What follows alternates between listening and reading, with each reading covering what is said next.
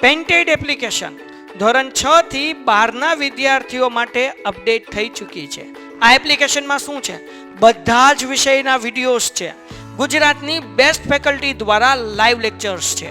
IMP પ્રશ્ન છે, test series છે અને ગુજરાતના તમામ વિદ્યાર્થીઓ સાથે તમે તમારી કમ્પેરિઝન કરી શકો છો. ગેમિફિકેશન છે અને બીજું ઘણું બધું. તો તમે એપ્લિકેશન ડાઉનલોડ ન કરી હોય તો ડિસ્ક્રિપ્શનમાં લિંક આપી છે. હમણાં જ પ્લે સ્ટોર ઉપર જાઓ અને એપ્લિકેશન ડાઉનલોડ કરો. ઘરે બેઠીને સરસ મજાનું ગુજરાતની જોરદાર ફેકલ્ટી સાથે ભણો, સારા માર્ક્સે પાસ થાઓ. આ ચેપ્ટર ની અંદર જુઓ વિદ્યાર્થી મિત્રો, ખાસ કરીને અહીંયા ધ્યાન આપો. એકવાર હું કોમેન્ટ બંધ કરી દઉં. ઓકે, બરાબર. અહીંથી આપણે પ્રશ્નની વાત કરીએ તો સાંસ્કૃતિક વારસાના સંરક્ષણની આવશ્યકતા એટલો બધો કામનો નથી. બરાબર, વારસાના જતન અને સંરક્ષણ માટે આપણે કેવા પ્રયાસ લેવા જોઈએ આ પ્રશ્ન યાદ રાખવાનો છે. એના પછી વાલા વિદ્યાર્થી મિત્રો, સંગ્રહાલયના જતન માટે આપણી ભૂમિકા નહીં, પરંતુ બધા સંગ્રહાલયો છે યાદ રાખવાના છે. પ્રવાસન સ્થળોની સ્વચ્છતા અને જતન, ભારત વિવિધતામાં એકતા ધરાવતો દેશ, વારસા માટે આપણી ભૂમિકા શું? આ 4 થી 5 પ્રશ્ન યાદ રાખવાના છે. બરોબર છે, અને યાદ રહી પણ જશે, તમારા શબ્દોમાં લખવાના છે. ક્લિયર થઈ છે? આગળ વધીએ વાલા વિદ્યાર્થી મિત્રો. ચાલો, પહેલો જ પ્રશ્ન છે, આપણા વારસાના જતન અને સંરક્ષણની આવશ્યકતા શા માટે? ભાઈ, શા માટે? કારણ કે વારસો એ આપણી ઓળખ છે, આપણી આઈડેન્ટિટી છે. તમે તમારી ઓળખને તે હટાવી દો, તમારી ઓળખને મિટાવી ગયો તો લોકો આવવાના જ નથી. ભારતની અંદર જે પર્યટકો આવે છે એ આપણા વારસાને જોઈને આવે છે, આપણી સમૃદ્ધિને જોઈને આવે છે, આપણા પૂર્વજો જે બધું બનાવીને ગયા એ જોવા આવે છે. તો આપણે નવું ન નિર્માણ કરી શકીએ તો કાંઈ નહીં, પણ જે છે એને આપણે વ્યવસ્થિત એની જાળવણી કરીએ, દેખરેખ રાખીએ, એનું રક્ષણ સંવર્ધન કરીએ, એ એક જાગૃત નાગરિક તરીકે આપણી સૌની ફરજ છે. આના માટે તો વિદ્યાર્થી મિત્રો, બંધારણની જે મૂળભૂત ફરજો છે, તમારી ટેક્સ્ટ બુકના જો પહેલા બીજા પેજે તે મૂળભૂત ફરજો આપી છે, એની અંદર પણ આપણા વારસાનું, આપણા વન્યજીવ સંરક્ષણ રાખવું, એની જાળવણી કરવી, એ માટે આપણી બધાની નૈતિક ફરજમાં આપણે એક સમાવેશ થાય છે. તો આ ફરજ આપણે અદા કરવી પડે. બરોબર છે, આ બધી આપણી ઓળખ છે. આપણો પ્રાકૃતિક અને સાંસ્કૃતિક વારસો વિશ્વની અંદર ભવ્ય છે, દિવ્ય છે, વિસ્તૃત અને વૈવિધ્યપૂર્ણ છે. આપણો પ્રાકૃતિક વારસો કુદરતે આપણને આપેલી એક બક્ષિસ છે. આપણા પૂર્વજો આપણને આપીને ગયા છે કે ભાઈ જો અમે બધું આવું બધું કર્યું, અમે બધું આવું નિર્માણ કર્યું છે, આને તમે જાળવી રાખજો, અને આમાં તમને કંઈક બુદ્ધિ વાપરાય તો એમાં કંઈક આગળ વધારજો, એને નુકસાન ન કરતા. અને આપણે કેટલું એને આગળ વધારીએ છીએ આપણને, મને ને તમને બધાને ખબર જ છે. બરાબર, તો આપણી એક ફરજમાં એ આવે છે વિદ્યાર્થી મિત્રો કે આ બધા વારસાના સ્થળોનું આપણે જતન કરવું જોઈએ, રક્ષણ કરવું જોઈએ અને એનું સંવર્ધન કરવું જોઈએ. આપણો સાંસ્કૃતિક વારસો ભારતવાસીઓના સદીઓના અથાગ પરિશ્રમનું ફળ છે. આપણો વારસો ભારતીય સંસ્કૃતિનું ગૌરવ છે, આપણી રાષ્ટ્રીય ઓળખ છે. જો આઈડેન્ટિટી ઓળખ છે, અને એમ આપણા માટે માર્ગદર્શક પણ છે કે ભાઈ આપણે, આપણા પૂર્વજો ઘણું બધું સારું કરીને ગયા, ઘણું બધું સારું જીવીને ગયા, તમે એના રસ્તે રસ્તે ચાલો. બરોબર છે, ભૂતકાળમાં કરેલી ભૂલોને વર્તમાન સમજીને ભવિષ્ય માટેની યોજના અને વિકાસની દિશા નક્કી કરવામાં વારસો આપણને પથદર્શક બને. કે ભૂતકાળની અંદર જે ભૂલો થઈ છે એ ભૂલો આપણે દોહરાવવાની નથી, કારણ કે ભૂલ એકવાર થાય. બરાબર છે, બીજી વાર નવી ભૂલ કરવાની છૂટ છે, પણ એની ભૂલ રિપીટ નથી કરવાની, એવું કહેવા માંગે છે. બરાબર, ભવિષ્ય માટેની યોજના વિકસાવી અને દિશા નક્કી કરવા વારસો આપણને પથદર્શક છે. દેશમાં નવી ચેતનાનો સંચાર કરવામાં વારસો ખૂબ ઉપયોગી. વારસો એ દેશની પ્રજા માટે આદર્શ હોય અને તેથી નષ્ટ થતો એને અટકાવવો પડે. આપણી આવનારી પેઢીને આ બધું વારસો દેખાડવાનો છે. વિદેશી પ્રજાના આક્રમણો અને આપણી જાગૃતિના અભાવે આપણે આપણા દેશના સાંસ્કૃતિક વારસાને ભયંકર નુકસાન થયું. તેથી તેનું રક્ષણ અને જતનની આવશ્યકતા આપણી બધાની ઊભી છે.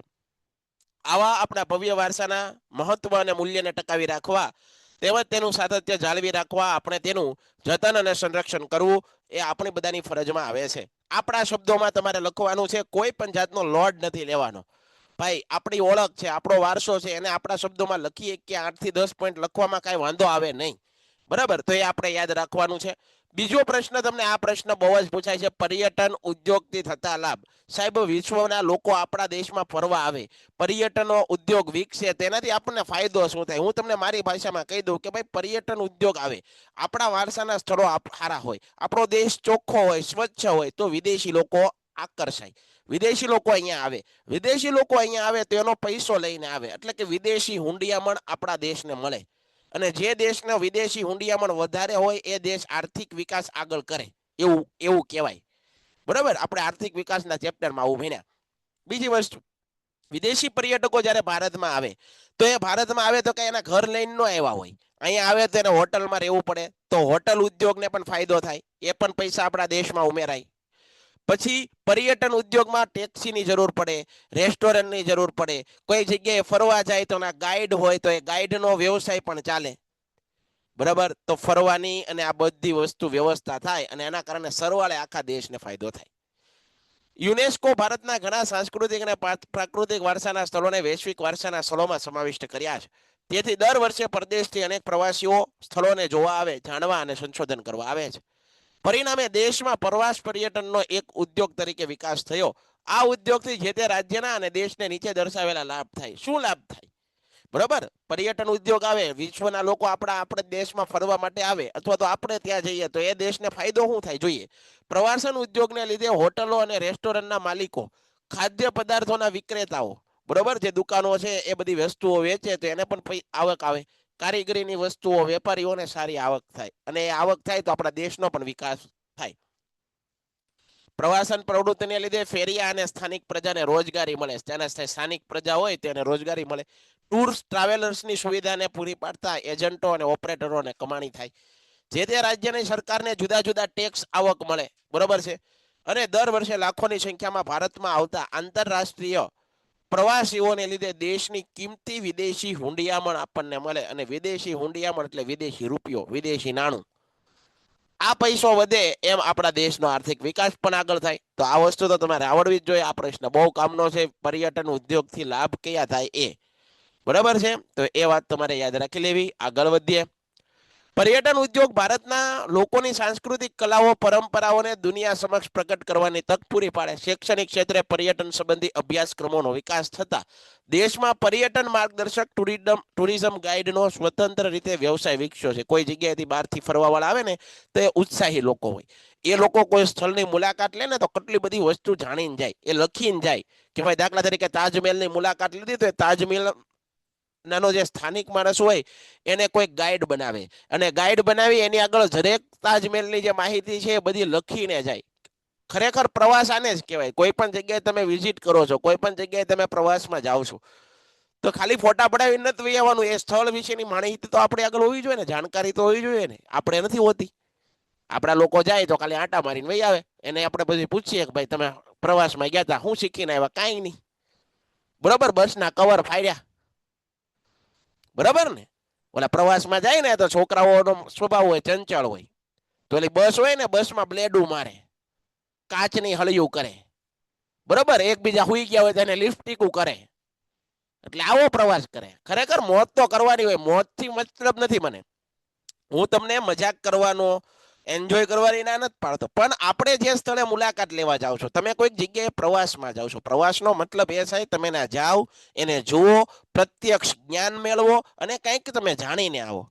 મજાક મસ્તી તો કરવાની જ છે, નો ડાઉટ, મજાક મસ્તીની ના નથી, પણ આપણે જે ધ્યેય માટે ગયા હોઈએ છીએ ત્યાં એ કામ કરીને આવતા નથી. પરંતુ તમે વિદેશી પર્યટકો જોજો, બહુ સેન્સિટિવ લોકો હોય, એ લોકો બધું જાણીને જાય. એ લોકોને જાણવાની તત્પરતા હોય. એ દરેક વસ્તુની હરખી ડિટેલમાં માહિતી મેળવીને જાય છે. આપણે તો પ્રવાસમાં ગયા હોય ને કંઈક સંગ્રહાલય કેવું હોય ને તો 2-4 જણા બહાર બગીચામાં બેઠા હોય. ઓલા છોકરાને હિંચકા ખાવાના હોય ને ના ઊંધા બેહે. બરોબર કે ભાઈ અમારે ના નથી આવું, ના ભણવાની વાત હોય તો આપણે આવવાનું થતું નથી. સમજાય છે? અમે અહીંયા બગીચામાં બેઠા બેઠા ઓલા ગાર્ડન વ્યવસ્થિત છે ને એને નુકસાન કરશું, પાંદડા તોડશું, ડાળીઓ લટકાશું વાંદરાની જેમ. આવું બધું અમે કામ કરશું. બરાબર છે? તો આ વસ્તુ કરવી ન જોઈએ. આંતરરાષ્ટ્રીય દ્રષ્ટિએ આપણો પ્રવાસન ઉદ્યોગ દેશના અર્થતંત્રના વિકાસમાં નોંધપાત્ર ફાળો આપે છે. જો પ્રાકૃતિક વારસાના જતન અને રક્ષણ માટે આપણે કેવા પ્રયાસો કરવા જોઈએ? ભાઈ આપણો વારસો છે એને જાળવી રાખવો છે તો આપણે શું કરવું જોઈએ? તો કે ભાઈ ઈસવીસન 1952માં ભારત સરકારે ભારતીય વન્યજીવોની સુરક્ષા માટે એક બોર્ડની સ્થાપના કરી. વન્યજીવો, જે જંગલની અંદર જે જીવો જોવા મળે છે એનું રક્ષણ માટે એક બોર્ડની સ્થાપના થાય છે 1952. વન્યજીવને લગતું બોર્ડ. પરંતુ તમને એમ પૂછે વન્યજીવને લગતો કાયદો, તો વન્યજીવને લગતો કાયદો ક્યારે બને છે? વન્યજીવને લગતો કાયદો વાલા વિદ્યાર્થી મિત્રો બને છે ક્યારે? 1972માં. 1972માં. બોર્ડ પૂછે તો 52, કાયદો પૂછે 72. ઓકે. વન્યજીવોના રક્ષણ કરે છે તેમજ તે માટેના સાધનો પૂરા પાડે છે. તે રાષ્ટ્રીય ઉદ્યાન, પક્ષી વિહાર, પક્ષીઘરોના નિર્માણ કરવા સંબંધિત સલાહ સૂચનો માર્ગદર્શન આપે છે. તે વન્યજીવોના સંરક્ષણ પ્રત્યે લોકજાગૃતિનું કાર્ય કરે. 1972માં ભારત સરકારે વન્યજીવોને લગતો કાયદો અમલમાં મૂક્યો. આ કાયદામાં રાષ્ટ્રીય ઉદ્યાનો, અભયારણ્યો, આરક્ષિત વિસ્તારોને પણ સમાવેશ કરવામાં આવ્યા છે. એ કાયદા મુજબ દેશના જુદા જુદા વિસ્તારોમાં રાષ્ટ્રીય ઉદ્યાન, અભયારણ્યોની સ્થાપના કરવામાં આવી. દેશના કાયદાઓમાં લુપ્ત થતા વિશિષ્ટ છોડવાઓ અને પશુઓને પણ આવરી લેવામાં આવ્યા છે. 1883માં આ પ્રશ્ન પૂછાય છે એટલે અહીંયા મોસ્ટ આઈએમપી, આ તમને હમણાં જ પીડીએફ છે હું સેન્ડ કરી દઈશ, બરોબર? જે મોસ્ટ આઈએમપી છે એ તમારે વ્યવસ્થિત પાકું કરી લેવાનું.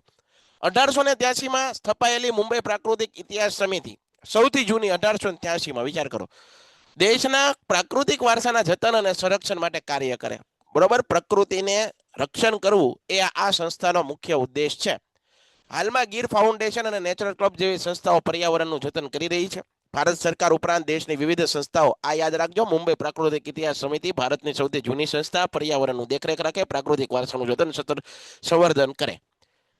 વિવિધ સંસ્થાઓ અને સમિતિઓના પણ પર્યાવરણનું અને વન્યજીવોના સંરક્ષણનું ઘણું ઉપયોગી કાર્ય કરે છે. તો આ વસ્તુ તમારે યાદ રાખી લેવાની છે. પ્રાચીન સ્મારકો, પુરાતત્વ સ્થળો અને અવશેષો સ્થળોની જાળવણી માટેના કાયદાઓ જણાવો. બરોબર, કાયદાઓ એ આપણે વ્યવસ્થિત વાંચી લેવાના. પછી એક વસ્તુ આવે છે, ક્યાં કામની વસ્તુ? હા, જો આ વસ્તુ કામની છે વિદ્યાર્થી મિત્રો, જોઈ લો. આ વસ્તુ તમને બધાને આવડવી પડે. ઓલરેડી આ મેં આખો લાઈવ લેક્ચર એક લીધેલો અને એની અંદર આવી સાલવારી કેમ પાકી કરવી એમાં પણ મેં આ વસ્તુનો ઉલ્લેખ કરેલો, છતાં પણ અત્યારે જોઈ લો. સાલવારી યાદ રાખવામાં આપણે 1876માં ભારતીય નિધિ વ્યાપાર કાનૂન આવ્યો. આ પ્રશ્ન ઘણીવાર પરીક્ષામાં પૂછાય. ભારતીય નિધિ વ્યાપાર કાનૂન ક્યારે આવ્યો? 1876માં. ક્યારે આવ્યો? 1876માં ભારતીય નિધિ વ્યાપાર કાનૂન આવ્યો. બરોબર, 1876 ભારતીય નિધિ વ્યાપાર કાનૂન. 1 માર્ક આપે. કેટલા માર્ક આપે? 1 માર્ક. એના પછી 1883માં મુંબઈ પ્રાકૃતિક ઇતિહાસ સમિતિ, મોસ્ટ આઈએમપી. મુંબઈ પ્રાકૃતિક ઇતિહાસ સમિતિની સ્થાપના 1883. ભારતની સૌથી જૂની સંસ્થા. સાહેબ આ સંસ્થા કામ કરે, પર્યાવરણનું જાળવણી કરે, પ્રાકૃતિક વારસાનું રક્ષણ કરે, એ માટે આ કામ કરે.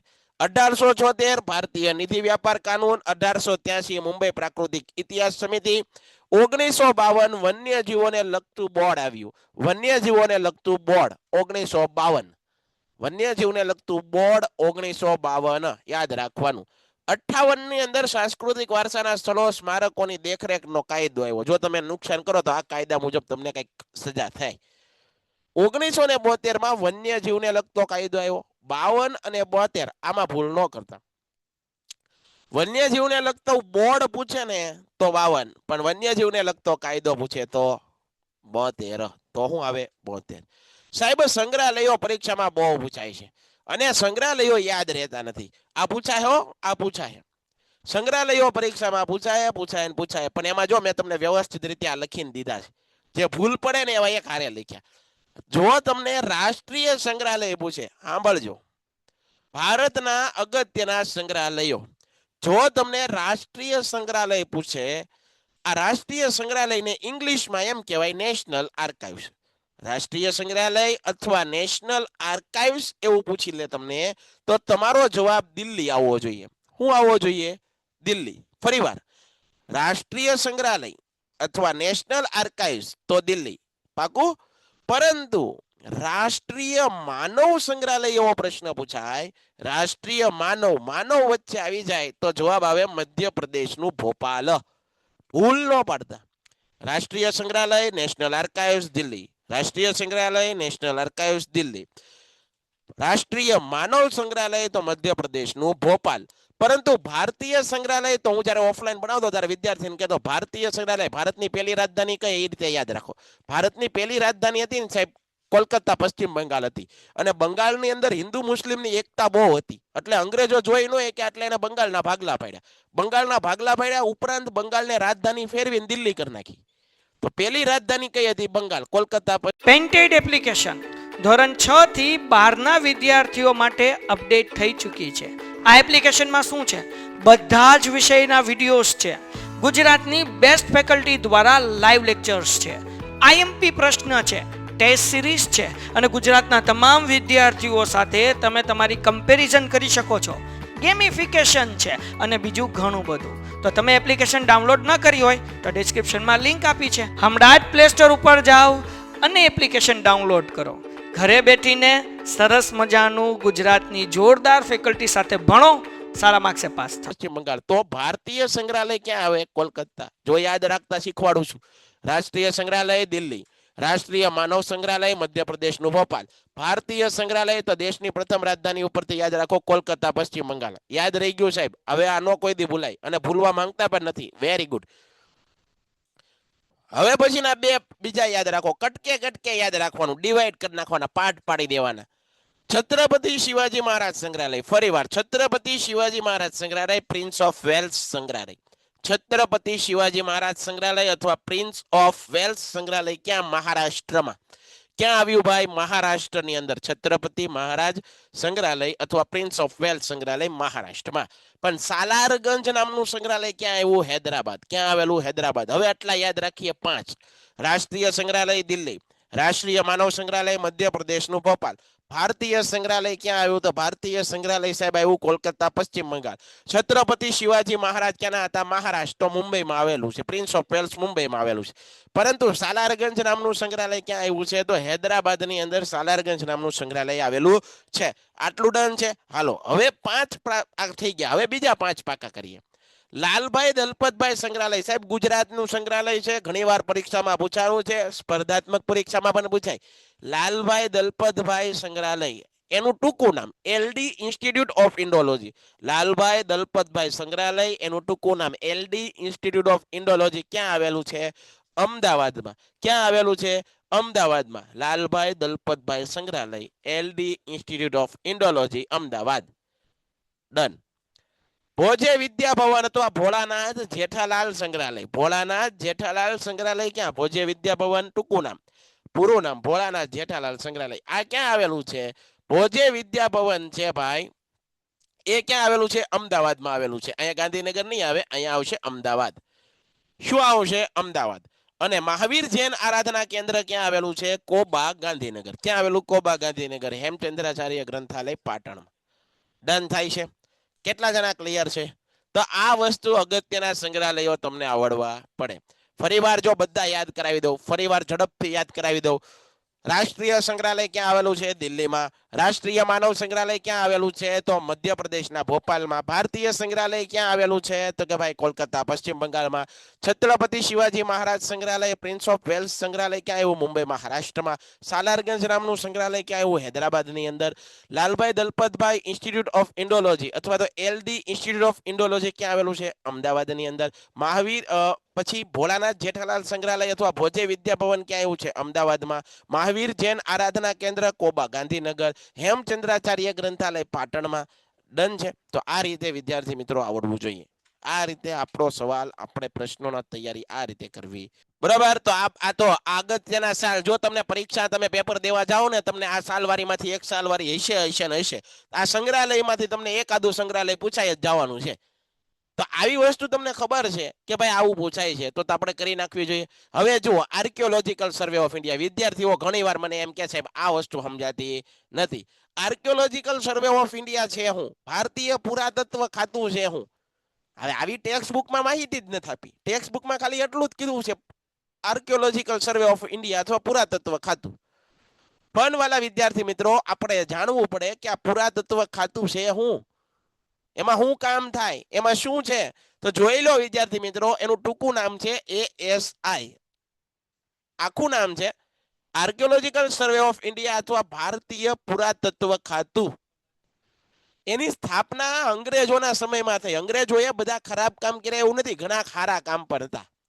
એમાંનું આ એક કામ હતું, બ્રિટિશરોએ એક સંસ્થાની સ્થાપના કરી 1861માં. અને એ સંસ્થાનું નામ હતું આર્કિયોલોજીકલ સર્વે ઓફ ઇન્ડિયા. સાહેબ આ કામ શું કરે?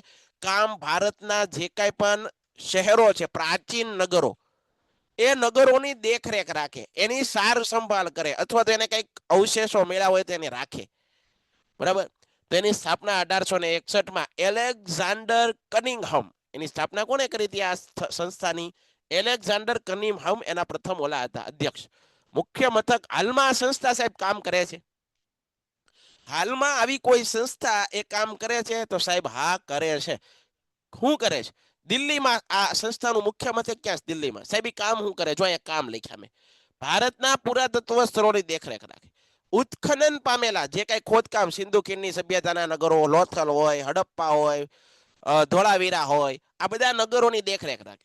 કોઈ પણ સ્થાપત્ય હોય, સ્મારક હોય, પ્રાચીન ઇમારત હોય, એનું ધ્યાન રાખે. અને અત્યાર સુધીમાં તેને 3000 કરતા વધારે, જુઓ વિદ્યાર્થી મિત્રો, 3000 કરતા વધારે સ્મારકોની દેખરેખ કરી રહ્યું છે આ સંસ્થા, જેને કહીએ છીએ આર્કિયોલોજીકલ સર્વે ઓફ ઇન્ડિયા, ભારતીય પુરાતત્વ ખાતું. બરાબર? કેવું ખાતું? ભારતીય પુરાતત્વ ખાતું. ડન છે? તો આ વસ્તુ આપણને આવડવી પડે. હવે એક પ્રશ્ન આ જોઈ લ્યો કે ભાઈ આપણા વારસાના જતન માટે આપણી ભૂમિકાનું વર્ણન કરો. તો કે ભાઈ આપણો વારસો એ આપણા અને આપણા દેશના લોકોની ઓળખ છે, આઈડેન્ટિટી છે. આપણો અમૂલ્ય વારસો જ આપણને ગૌરવ આપે.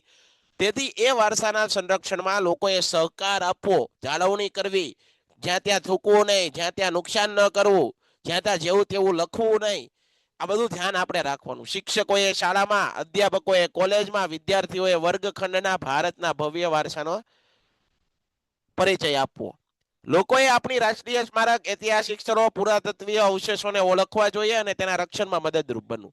લોકોએ વારસાના સ્થળોની એક સૂચિ તૈયાર કરવી. સૂચિ એટલે કે કયા કયા વારસાના સ્થળો આપણા આવેલા છે. તમને સ્કૂલની અંદર કોઈ શિક્ષક પણ આવો પ્રોજેક્ટ આપીએ કે ભાઈ તમે બધા વિદ્યાર્થીઓ છો, બરોબર, આપણે 6ઠું ચેપ્ટર વારસાના સ્થળોનું છે, તો એના ઉપર તમે આખું એક ચાર્ટ બનાવો અને ક્લાસરૂમમાં લગાડો. બરાબર? એવું કામ કરીએ કે એટલે જેથી કરીને બીજા વિદ્યાર્થીઓ માહિતી મેળવી શકે. સ્થાનિક કક્ષાએ શાળા, કોલેજો, બિન સરકારી સંસ્થાઓ ઐતિહાસિક સ્થળોનો પ્રવાસ, વક્તવ્ય અને ચર્ચા સભા યોજી અને મહત્વની સમજ આપી લોકોની જાગૃતિ, સમાનતા કેળવવી. ઐતિહાસિક સ્મારક, શિલ્પ, સ્થાપત્યો, કલાત્મક નમૂનાઓ એક વખત નષ્ટ થઈ જાય, આ બધી વસ્તુ નષ્ટ થઈ જાય તો આવનારી પેઢી જોઈ નહીં શકે, તો એ ન થવા દેવા માટે આપણે ધ્યાન રાખવું. પ્રાચીન સ્મારકો, મધ્યકાલીન પ્રખ્યાત તળાવ, સરોવરો, કુવા, વાવ, કુંડ, ઝરણા, જરા વગેરેની વર્ષાઋતુ દરમિયાન કાળજી લેવી. ધોળકાનું મલાવ તળાવ હોય, પાટણની રાણકી વાવ હોય, અડાલજની વાવ હોય, ચાંપાનેરનો કૂવો, મહેમદાબાદનો ભમરિયો કૂવો, જુનાગઢનો નવઘણ કૂવો વગેરે વર્ષાઋતુ દરમિયાન પ્રાચીન સ્મારકોની જેમ જ જળવાય તેનું ધ્યાન સૌએ રાખવું. સરકાર દ્વારા જળવાતા સંગ્રહાલયો, વ્યક્તિગત કે ખાનગી સંગ્રહાલયોમાં સંગ્રહિત થયેલા આપણા વારસાની મૂલ્યવાન ચીજવસ્તુઓ ચોરાઈને દેશમાં કે વિદેશમાં ન જાય એની સાવધાની રાખવી. ઘણીવાર વસ્તુઓ ચોરાઈ જાય, એવા બનાવ બને તો એ બધું આપણે કરવાનું નથી. આપણે બધાએ જાગૃત રહેવાનું છે, આપણો વારસો જાળવી રાખવાનો છે. બરાબર? એના પછી જો આ પ્રશ્ન બહુ પૂછાય છે, ભારત વિવિધતામાં એકતા ધરાવતો દેશ છે. શા માટે વિવિધતામાં એકતા ધરાવતો દેશ છે? કારણ કે ભારતની અંદર અનેક જ્ઞાતિ, અનેક ધર્મ, અનેક સંપ્રદાય, અનેક રીત રસમો, અનેક તહેવારો, અનેક સંસ્કૃતિઓ ભારતમાં છે. ભારત વિવિધતા જ વિશ્વમાં તેની આગવી ઓળખ છે. વિવિધ જાતિઓ, જ્ઞાતિઓ, રીત રિવાજો, સંસ્કૃતિ, ભાષા, ધર્મો, સંપ્રદાયોએ પોતાનામાં સમાવીને ભારતે વસુદેવ કુટુંબ, આખું વિશ્વ એક ઘર છે, એક પરિવાર છે, એવી ભાવના આખા વિશ્વને કોઈ આપી હોય તો આપણો ભારત, મહાન ભારતે આપેલી છે. ભાવના વિશ્વમાં સાકાર કરી સમગ્ર દુનિયામાં એક વિશાળ કુટુંબ છે, એવી ભાવના ભારતમાં વેદકાળથી પ્રચલિત છે. ભારતની પ્રાચીન સંસ્કૃતિને સમાજમાં સમન્વય, સહિષ્ણુતાના બી વાવ્યા, જેમાંથી આજે વિશાળ વટવૃક્ષ બન્યું છે. અમેરિકાના શિકાગો શહેરની અંદર વિશ્વ ધર્મ પરિષદની અંદર સ્વામી વિવેકાનંદે ભાષણમાં સંસ્કૃતિના વિશિષ્ટ લક્ષણને રજૂ કરતા કહ્યું છે કે મને કહેતા ગર્વ થાય કે જે ધર્મનો હું પ્રતિનિધિ છું એ ધર્મે વિશ્વને સહિષ્ણુતા, ભાઈચારો શું કહેવાય, વિશ્વ બંધુત્વતા, ભાઈ ભાઈ થઈને કેમ રહેવું જોઈએ એ શીખવાડ્યું છે. અને મને ગર્વ છે. ભારત બિન સાંપ્રદાયિક છે. ભારતના બંધારણમાં કોઈ ધર્મ નથી. બધા ધર્મોને આદર છે, બધા ધર્મોનો સ્વીકાર છે, બધા ધર્મોને રિસ્પેક્ટ કરવામાં આવી છે. ધર્મના લોકો વસે છે. હિન્દુ, બૌદ્ધ, જૈન, પારસી, ઇસ્લામ, ઈસાઈ વગેરે ધર્મને ગાઢ અસર ભારતીય સંસ્કૃતિ પર થયેલી છે. પ્રાચીન ભારતના જ્યોતિધરોએ ભારતની સાંસ્કૃતિક એકતા પર ભાર મૂક્યો. આથી જ તેને સમગ્ર દેશને ભારત વર્ષ એવું નામ આપ્યું. તેમણે તેની પ્રાર્થનાઓ સમગ્ર ભારતને આવરી લેતી 7 પવિત્ર નદીઓનો સંગમ છે. ભારતના ઋષિમુનિઓ, સૂફી સંતો, સ્વામી વિવેકાનંદ, દયાનંદ સરસ્વતી, મહાત્મા ગાંધી વગેરે યુગ પુરુષોએ હંમેશા શાંતિ, સમન્વય અને વિશ્વ બંધુત્વતાની વાતો પર ભાર મૂક્યો. ભારતમાં અનેક ધર્મ, સંપ્રદાય, જ્ઞાતિ, જાતિઓ, ભાષા, રીતિ રિવાજો, પરંપરા, ઉત્સવ, તહેવારોના લોકો સમરસતાથી જીવન જીવે છે. આ જો આપણા મહાન ભારત દેશનો આખો મેપ હતો. આ પાકિસ્તાન ને એ બધું તો હવે જાગ્યું, બાકી આ બધું આપણામાં જ હતું. બરાબર છે. અફઘાનિસ્તાન સુધી અશોકનું સામ્રાજ્ય હતું. તો અહીંયા વાલા વિદ્યાર્થી મિત્રો આપણો આ પેન્ટેડ એપ્લિકેશન ધોરણ 6 થી 12ના વિદ્યાર્થીઓ માટે અપડેટ થઈ ચૂકી છે. આ એપ્લિકેશનમાં શું છે? બધા જ વિષયના વિડીયોઝ છે. ગુજરાતની બેસ્ટ ફેકલ્ટી દ્વારા લાઈવ લેક્ચર્સ છે, આઈએમપી પ્રશ્ન છે, ટેસ્ટ સિરીઝ છે અને ગુજરાતના તમામ વિદ્યાર્થીઓ સાથે તમે તમારી કમ્પેરિઝન કરી શકો છો. ગેમિફિકેશન છે અને બીજું ઘણું બધું. તો તમે એપ્લિકેશન ડાઉનલોડ ન કરી હોય તો ડિસ્ક્રિપ્શનમાં લિંક આપી છે, હમણાં જ પ્લે સ્ટોર ઉપર જાઓ અને એપ્લિકેશન ડાઉનલોડ કરો. ઘરે બેઠીને સરસ મજાનું ગુજરાતની જોરદાર ફેકલ્ટી સાથે ભણો, સારા માર્ક્સે પાસ થાઓ.